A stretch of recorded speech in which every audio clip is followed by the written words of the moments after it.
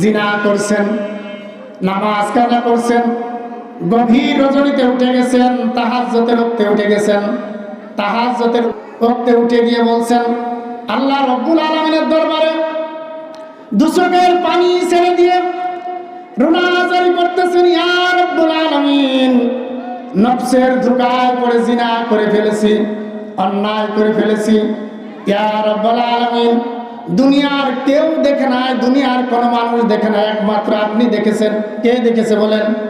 আপনি দেখেছেন। ইয়া রব্বুল আলামিন, আপনি আমার জীবনের গুনাহকে মাফ করে দেন। আল্লাহ রব্বুল আলামিন ওই বান্দা যদি রাতের বেলায় গভীর রাতে দু চোখের পানি ছেড়ে দিয়ে যদি রোনাজারি করে কান্নাকাটি করতে থাকে, আল্লাহ রব্বুল আলামিন ওই বান্দার চোখের পানি চোখ থেকে গড়িয়ে চল পর্যন্ত আসার পূর্বে আল্লাহ রব্বুল আলামিন ওই বান্দা বান্দির জীবনের গুনাহকে মাফ করে দেন। সুবহানাল্লাহ। কি করে দেন? মাফ করে দেন। কিন্তু এমন কিছু গুনাহ আছে যে গুনাহগুলো তাহাজ্জুদের ওক্তে উঠে আল্লাহ রব্বুল আলামিনের কাছে ক্ষমা চাইলেও আল্লাহ তাআলা কি করে না? ক্ষমা করে না। আপনি মানুষের সম্পদ লুণ্ঠন করেছেন, আপনি মানুষের উপর জুলুম করেছেন, কি করেছেন বলেন? রাসূল কারীম সাল্লাল্লাহু আলাইহি ওয়াসাল্লাম বলেন, আল মুসলিমু মান সালিমাল মুসলিমুনা মিন লিসানিহি ওয়া ইয়াদিহি, প্রকৃত মুসলমান হলো সেই যার হাত এবং জুবান থেকে অপর মুসলমান নিরাপদ থাকে। কি থাকে বলেন? অপর মুসলমান নিরাপদ থাকে।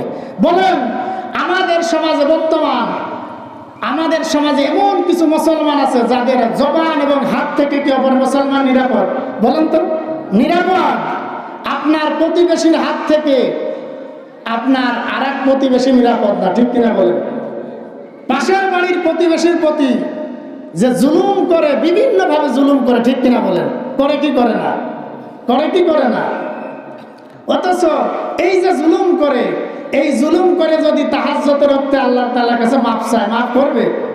যতক্ষণ পর্যন্ত না যে ব্যক্তির প্রতি জুলুম করছে, অন্যায় করছে, ওই ব্যক্তির কাছে যতক্ষণ পর্যন্ত না কি করবে? ক্ষমা না চাইবে।